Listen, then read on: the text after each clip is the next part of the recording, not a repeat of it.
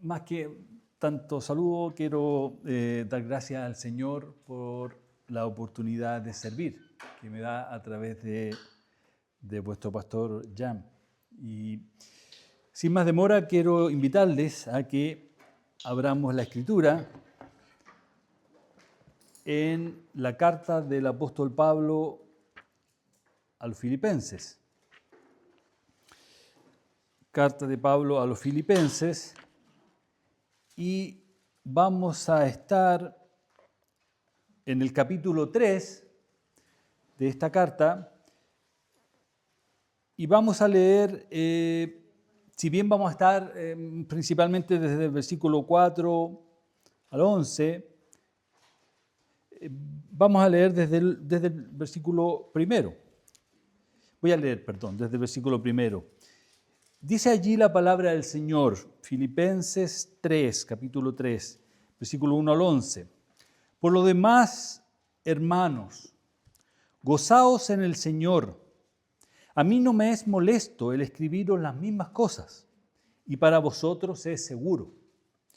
Guardaos de los perros, guardaos de los malos obreros, guardaos de los mutiladores del cuerpo. Porque nosotros somos la circuncisión, los que en espíritu servimos a Dios y nos gloriamos en Cristo Jesús, no teniendo confianza en la carne. Aunque yo tengo también de qué confiar en la carne. Si alguno piensa que tiene de qué confiar en la carne, yo más. Circuncidado al 8º día, del linaje de Israel, de la tribu de Benjamín, hebreo de hebreos, en cuanto a la ley, fariseo, en cuanto a celo, perseguidor de la iglesia, en cuanto a la justicia que es en la ley, irreprensible. Pero cuantas cosas eran para mí ganancia, las he estimado como pérdida por amor de Cristo. Y ciertamente aún estimo todas las cosas como pérdida por la excelencia del conocimiento de Cristo Jesús, mi Señor, por amor del cual lo he perdido todo y lo tengo por basura para ganar a Cristo y ser hallado en Él, no teniendo mi propia justicia que es por la ley, sino la que es por la fe de Cristo, la justicia que es de Dios por la fe, a fin de conocerle y el poder de su resurrección y la participación de sus padecimientos, llegando a ser semejante a Él en su muerte, si en alguna manera llegase a la resurrección de entre los muertos. Que el Señor nos bendiga con su palabra. Vamos a tener un momento de oración. Padre nuestro, elevamos a ti nuestra oración para darte gracias, Señor. Darte gracias porque dejaste tu palabra para nuestras vidas. Te damos gracias porque hoy podemos tenerla aún en nuestro idioma, Señor, y libremente poder examinarla. Queremos pedirte a esta hora que tu nombre, Señor, sea glorificado a través de la exposición de tu palabra, que tú seas adorado, Señor. Te pido que lo que salga de mis labios sea guiado por tu Espíritu, para que seamos edificados, Señor. Y aun si alguien no conoce de ti, pueda encontrar la salvación que hay en Cristo Jesús. Te damos gracias y pedimos tu bendición. En el nombre de Jesús oramos. Amén. Amén. Amén. Este texto, es un texto un poquito largo el que hemos leído. Ahora, es muy importante considerar lo siguiente, que es en este texto que hay tal vez más de una parte, más de una idea. Sí, pero quisiera, por eso les mencionaba del versículo 4 al 11, porque quisiera centrarme en un área. Y permítanme iniciar este tiempo en la mañana llevándolos a imaginar un escenario. Hoy día lo estamos imaginando, pero no va a ser siempre así. Imaginar un escenario. Y vamos a imaginar que hoy termina nuestra vida, que hoy termina su vida. no como solemos pensar dentro de muchos años más o en algún futuro lejano, sino que hoy termina su vida. Y eso significa que de repente, o va a ocurrir que de repente, nos vamos a encontrar delante del trono de Dios, si hoy termina nuestra vida. Y no vamos a estar delante de un pastor, no vamos a estar delante de la iglesia, sino delante del Dios Santo, del Dios Creador del cielo y de la tierra. ¿Y qué en este escenario, qué ocurre si Él hace una pregunta? Te hace una pregunta. ¿Por qué debería yo recibirte en mi reino? ¿Por qué debería dejarte entrar a mi reino, a la gloria? La idea es, en este escenario, preguntarnos qué respondería usted. ¿Qué respondería al Dios del universo? Y tal vez entre lo que escuchamos o tal vez lo que podemos pensar, alguien diría al Dios del universo: lo que ocurre es que tú deberías dejarme entrar porque yo intenté vivir bien. O fui una persona buena. No fui tan malo como otro. Fui una persona relativamente buena. Fui a la iglesia todos los domingos. Ahí estaba yo en la iglesia y traté de obedecer los mandamientos. Pero ocurre que podemos con la Escritura decir con claridad, con certeza, que ninguna de esas respuestas puede salvar a un pecador delante de Dios. No sirven. Delante del Dios Santo no sirve eso. Porque el problema que tenemos los seres humanos es un problema no solo de hacer cosas malas, sino que es un problema mucho más profundo. El ser humano en su estado natural está separado de Dios. Y la Escritura en Efesios nos dice que está muerto en delitos y pecados. Está separado de Dios, incapaz de salvarse a sí mismo. Y más aún, esta corrupción que lo lleva a hacer el mal es una corrupción de raíz que afecta todas las facultades de su alma. Por ejemplo, su intelecto, sus emociones, su voluntad. Ya no piensa como su Creador quiere que piense, no siente como Dios quiere que sienta. Y sus decisiones no son las decisiones que Dios quiere que tome. Está corrompido de raíz el ser humano. Y ese es exactamente el descubrimiento que transformó la vida del apóstol Pablo. Cuando él descubre esto que pasa en su vida. Y Pablo es una persona que, según podemos leer y que vamos a ver acá, tenía más religión, entendiendo esta religión como el esfuerzo personal por llegar a Dios, el esfuerzo nuestro por llegar a Dios, tenía más religión que muchas personas que han vivido.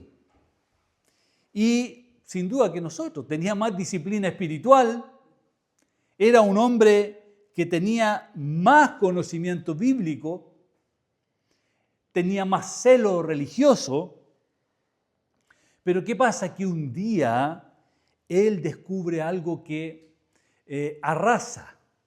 ¿Ha visto cuando ellos dicen de repente este temporal arrasó aquí? Algo que arrasó con todas las cosas en las cuales él confiaba. ¿Confiaba para qué? Para justificarse delante de Dios. Y se dio cuenta que estas cosas no podían salvarlo de este Dios. Y en ese momento él descubre que el único tesoro capaz de salvar a un pecador como él es Jesucristo, el Señor Jesús. Entonces, la pregunta es, ¿sobre qué base espera usted ser aceptado por Dios? ¿Sobre qué base espera ser aceptado por Dios? Y es una pregunta que todo ser humano debe hacerse. No es una pregunta menor, secundaria, teórica. Es una pregunta que va a tener consecuencias eternas. No solo en esta vida, en la vida eterna, en la vida que viene. Y va a ocurrir que cuando estemos entonces ante el trono de Dios y tengamos que dar cuentas por lo que hemos hecho en esta vida, no va a importar cuánto dinero teníamos, cuánto era nuestra cuenta bancaria, digamos. No va a importar cuántos logros alcanzó en esta vida. ¿Fue importante o no? ¿Qué nivel de reputación tenía usted? Una persona importante, conocida. Logró muchas cosas, ¿no? Académicas, cuánta cosa. No, la única pregunta que va a importar es ¿con qué justicia está usted presentándose delante de Dios? ¿Con qué justicia? Y eso es precisamente el tema que el apóstol Pablo aborda en esta porción de la epístola a los Filipenses. ¿Qué estaba ocurriendo? Recuerde, Pablo está escribiendo de la cárcel, probablemente en Roma, y es una carta donde él llama mucho al gozo. Pero también él menciona un poco antes, y por eso leí los versículos 1, 2, ¿qué estaba ocurriendo en la iglesia? Que había maestros que estaban enseñando que Cristo, que el Señor Jesús no era suficiente para salvarse. Por eso dice, guardaos de los perros, guardaos de los malos obreros. Estén alerta, cuídense, estén atentos. Entonces, que estaban diciendo que la posibilidad de ser aceptado delante de Dios requería, por un lado, a Cristo, pero también obras. Cristo más religión. Cristo más tradición. En el fondo ellos estaban diciendo, sí, Cristo está bien, pero los gentiles cristianos además tienen que cumplir la ley de Moisés y particularmente tienen que circuncidarse para ser salvos. Por lo tanto, Cristo no basta. Hay que agregar algo. Hay que agregar algo. Y estos eran los judaizantes, que así se llamaban, los judaizantes, que seguían a Pablo en sus viajes. Seguían a Pablo en sus viajes y distorsionaban la doctrina. Quienes estaban enseñando esto que les menciono, que Cristo no bastaba, que se necesitaba algo más para poder ser justificado delante de Dios. Y ahí es cuando Pablo, desde el versículo 4 en adelante, abre su vida, abre su corazón. Él abre su vida y responde a esto. Y su argumento, tal como fue devastador a él encontrarse con Jesús, su argumento también fue devastador y arrasó con una cosa, con el orgullo humano. Porque si alguien pudiera salvarse por religión, por esfuerzo humano, ese era el apóstol Pablo. Eso es lo que él está diciendo. Mire, si alguien pudiera salvarse por religión o por esfuerzo humano, ese soy yo. Más que estos personajes judaizantes que están enorgulleciéndose de todo lo que ellos, de todos los logros que pueden tener, yo tengo mucho más que ellos. Si la salvación se tratara de eso, yo les aventajo. Eso está diciendo. Entonces, Pablo, en ese contexto es cuando él empieza a decir que todo eso que él tenía lo estaba considerando como una pérdida. ¿A la luz de qué? Comparado con el hecho de conocer al Señor Jesús. Cuando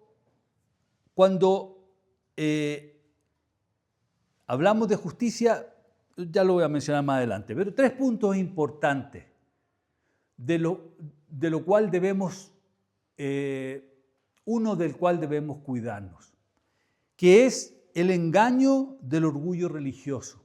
Es lo primero que plantea desde el versículo 4 al 6, el engaño del orgullo religioso. Él comienza diciendo, aunque yo tengo también de qué confiarme, haciendo esta comparación con los judaizantes, yo tengo de qué confiarme. Y la palabra en esto de la carne, la palabra carne que usa él ahí, está describiendo esa confianza en los logros humanos. En el fondo, la autosuficiencia religiosa, yo puedo, yo tengo de qué confiarme, soy muy capaz, tengo muchas cosas que puedo mostrar aquí en este currículum mío. Y es la inclinación que tiene el corazón humano. Usted recuerde en Génesis, cuando Adán y Eva pecan, se recuerda que ellos se cubrieron con hojas de higuera. Y algunos dicen que de alguna forma ellos estaban como tratando de cubrir su pecado. Y el ser humano moderno, ya no Adán y Eva, el ser humano moderno se cubre de otra forma, con religión, con moralidad, buen comportamiento y con logros, distintos tipos de logros que me justifiquen delante de Dios. Porque ese es el punto central. ¿Cuál es el punto central? Intentar justificarme a mí mismo. Intentar justificarse a sí mismo. ¿Justificarse qué significa? La idea es de un juicio. Estar en un juicio y que el juez diga, usted es inocente. Eso significa justificarse. Yo puedo estar allí delante de Dios en ese juicio y que Dios me declare inocente. Entonces, salir inocente en un juicio. Entonces, cuando Pablo está hablando de justificarse delante de Dios, está diciendo cómo lo vamos a hacer o cómo va a ser el ser humano para mostrarse inocente o ser inocente en ese juicio, ser declarado inocente por Dios. Como si nunca hubiese pecado. Entonces, empieza él a mencionar sus logros. Y dice, yo fui circuncidado al 8º día. Con lo cual él está mencionando, mire, si hay algo importante que yo puedo decir, yo desde el nacimiento estoy dentro del pueblo del pacto. Y no solo eso, sino que está diciendo que él no era alguien que se había convertido tardíamente y que después lo habían circuncidado muchos años después. No, sino que desde su nacimiento estaba él dentro de un sistema religioso correcto. Y después él menciona que es también del pueblo de Israel, con lo cual está diciendo que él es de raza, él tiene pedigrí. Pedigrí está bien dicho, pedigrí, es de raza. Étnicamente. Yo pertenezco de raza al pueblo escogido por Dios. De la tribu de Benjamín. Ahí los que saben dicen que fundamentalmente está hablando o haciendo alusión a una tribu honorable, incluso de donde vino el primer rey de Israel. Y después, soy hebreo de hebreos. Es decir, yo conservo las tradiciones judías de nuestro pueblo, incluso manejo su lengua aún. Yo puedo leer, hablar hebreo, mientras el hebreo ya se estaba perdiendo y estaba en otro, el griego, no sé, otro lenguas estaban en uso. Y dice, en cuanto a la ley, yo soy fariseo. Mire cómo abre su currículum y todo lo que tiene el hombre. En cuanto a la ley, soy fariseo. Eso está diciendo que yo pertenezco a un grupo religioso que es estricto en términos del cumplimiento de la ley.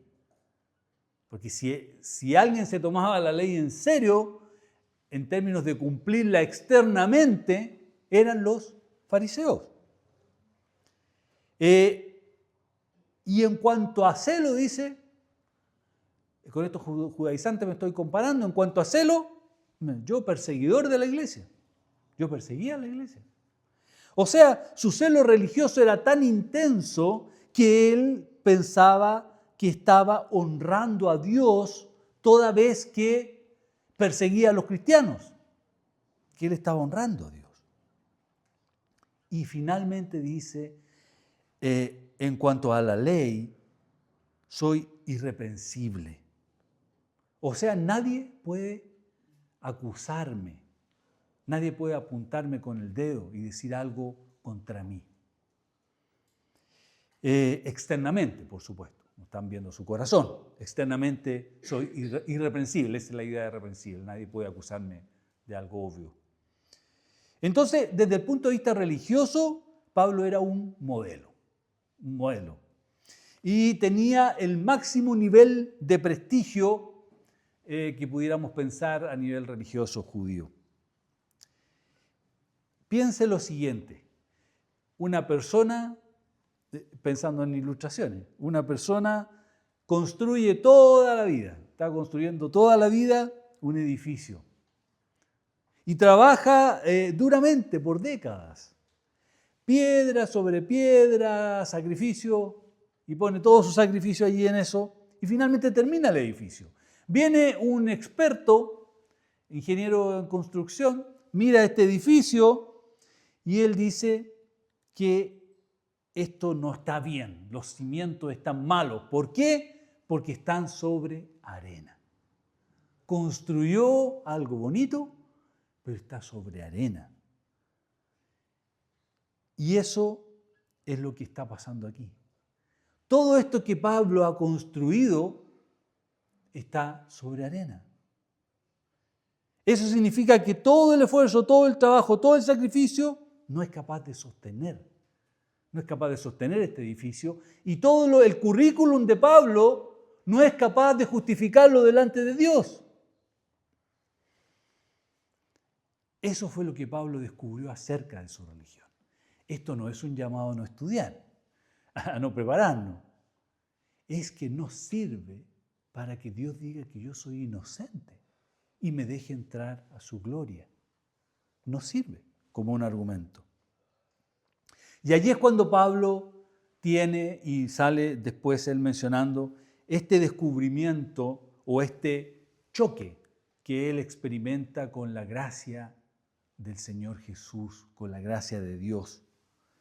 Porque él dice, pero cuántas cosas, cuando ya tiene esto y lo ve, cuántas cosas eran para mí ganancia. Esto yo en la balanza era algo que pesaba mucho. Eran ganancias todo mi currículum. Ahora las he estimado como pérdida. ¿Por qué? Por amor de Cristo. Por amor de Cristo. Usa este lenguaje, ¿ve? Ganancia, pérdida. Ganancia, pérdida. Entonces, él durante años había colocado todas sus credenciales religiosas aquí en la columna de las ganancias. Pero cambia todo radicalmente cuando él se encuentra con el Señor Jesús, y usted recordará que eso está en Hechos, cuando él va camino a Damasco persiguiendo a los cristianos, y el Señor Jesús sale al encuentro de él y le dice, Pablo, ¿por quién me persigues? Saulo dice, ¿por quién me persigues? ¿Por qué me persigues? Y ahí es cuando Pablo ve la gloria del Señor Jesús y ve su pecado, su propio pecado. Y cuando vio la gloria de Cristo, su sistema completo de valores colapsó. ¿Y qué es lo que pasa? Hay una reevaluación radical de los valores, de cómo ordena esta balanza. En el fondo, lo que él amaba, donde estaba puesto su corazón en estas ganancias, él suelta eso. Y el corazón se pega a Cristo. Se pega a Cristo. Eso está en Hechos 9, del 1 al 9. Después lo puedes leer en Hechos capítulo 9, del 1 al 9. Y Pablo, incluso más, él continúa y después diciendo, y ciertamente aún estimo todas las cosas como pérdida por la excelencia del conocimiento de Cristo. Y la excelencia se está refiriendo a este valor incomparable. Todo es una pérdida al lado de esto incomparable que es conocer al Señor Jesús, a Cristo. Por lo tanto, para Pablo, Cristo no es simplemente importante. Cristo es infinitamente superior a todo lo demás. Entonces, por eso que Pablo usa una palabra tan fuerte ahí cuando dice lo tengo todo por basura. Es una palabra fuerte del idioma original, porque está diciendo desecho, excremento. Tengo a ese nivel estas cosas. Porque la verdad es que estaban siendo razones de autojustificación delante de Dios. Me estaban enorgulleciendo. Por lo tanto, no eran cosas neutras, sino que me estaban estorbando realmente aferrarme a Cristo, porque yo me estaba aferrando a estos logros. Eran pérdidas, me estaban haciendo perder y hoy día las dejo. Piense en una persona que encuentra ahí una piedrecita y dice, esto es un diamante. Y encontró un diamante.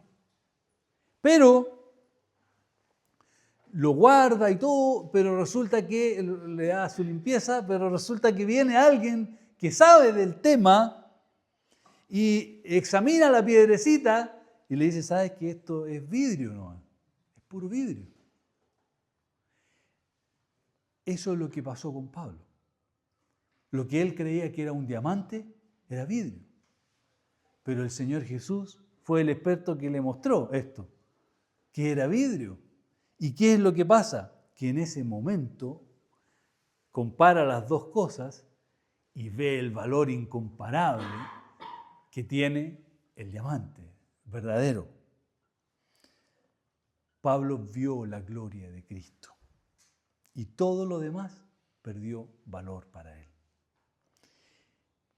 Y hay algo ahí que él encuentra en Cristo, que se estaba orando, se mencionó en oración hace poco rato. Él encuentra en Cristo porque podríamos preguntarnos, ¿pero qué tiene Cristo? ¿Qué tiene el Señor Jesús que hace que Pablo empiece a mirar todos sus logros como basura, como pérdida? Y que empiece a ver en Cristo un tesoro. ¿Qué tiene Cristo? Y el punto es que Él es justo. Cristo es justo. Se encontró con la única persona justa y que puede además dar justicia a otro, que puede entregar su justicia a otro. Y por eso él dice, no teniendo mi propia justicia, sino la que es por la fe. Y ahí, ¿qué es lo que está? El corazón del Evangelio. El corazón mismo de lo que predicamos, de lo que anunciamos. Porque hay, en el fondo, dos clases de justicia. O la justicia propia, que en el fondo empiezan a ser mis logros, lo que yo puedo hacer para ganarme el favor de Dios, ganarme, ¿entiendes la palabra? ¿Ve? Ganarme el favor de Dios, para que Dios me deje entrar en la gloria por mis méritos, justicia propia, que es en base a esfuerzo, mérito religioso y autojustificación.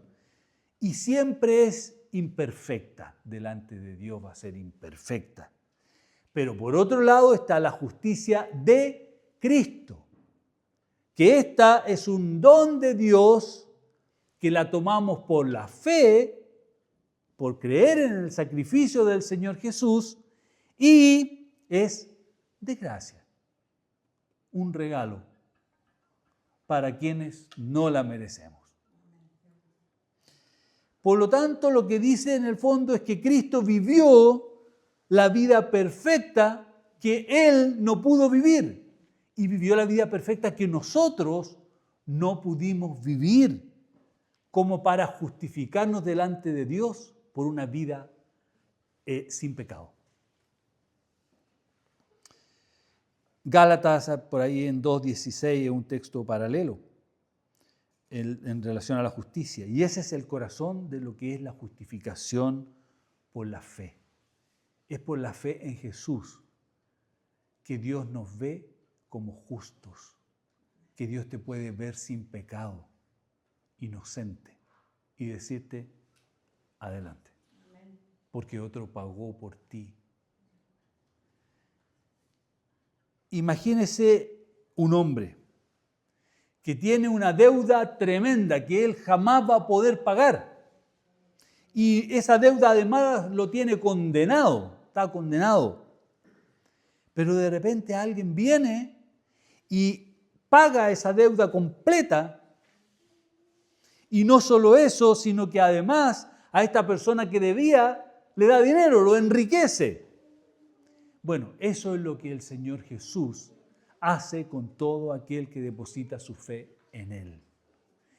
Paga la deuda completamente y nos enriquece con su justicia.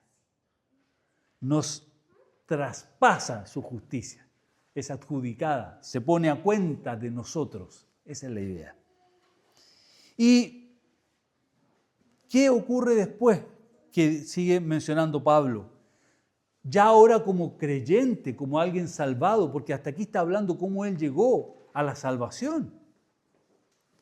Ahora como creyente, él dice, quiero seguir conociendo a Cristo.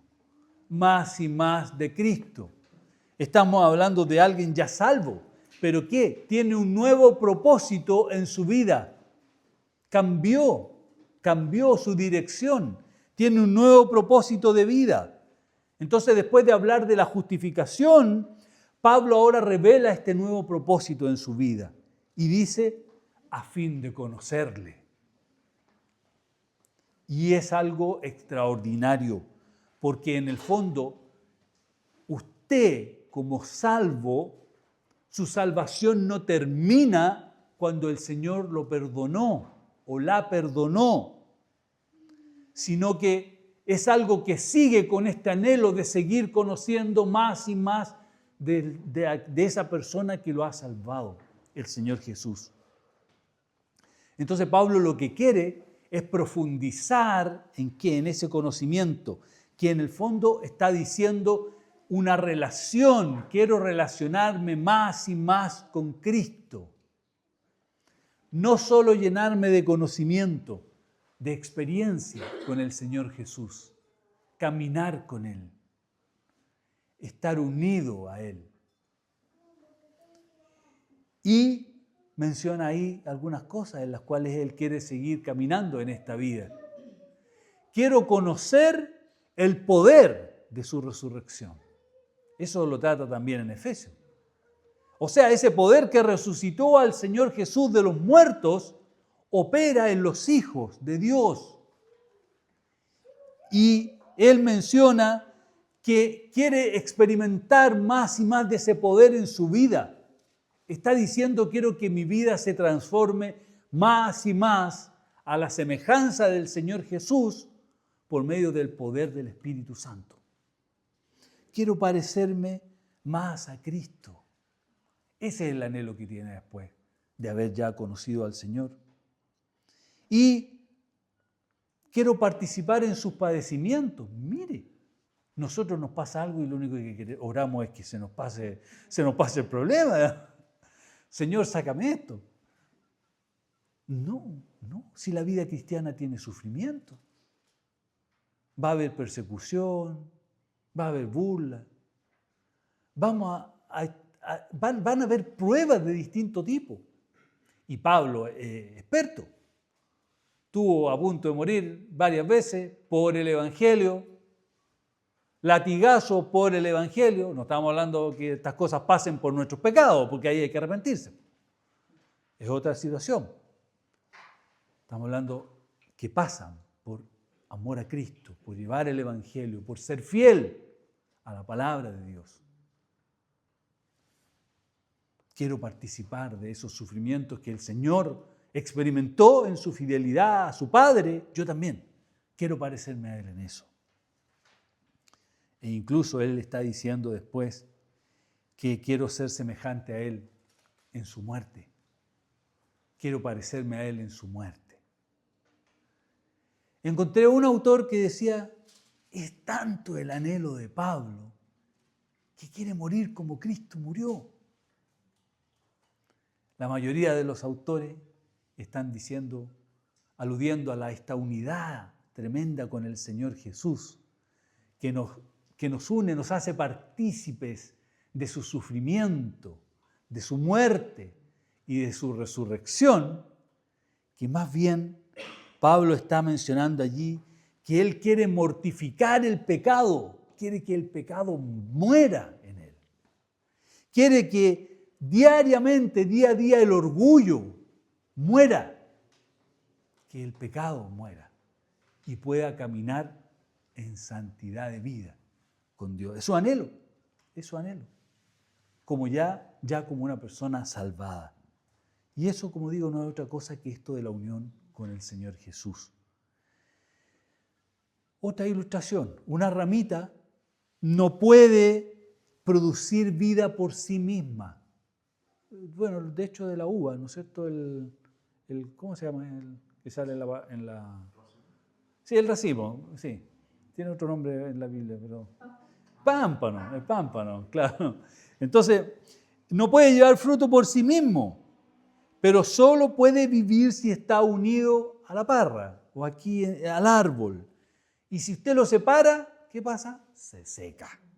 Así también pasa con nosotros los creyentes. Tenemos vida espiritual en la medida que estamos unidos a Cristo. Si no estamos allí, sequedad. Estamos fuera de Cristo. O estamos unidos a Cristo y somos de Cristo, o no estamos unidos a Él y no somos de Él. Conclusión. ¿Qué podemos extraer? Creo que el mensaje central es claro.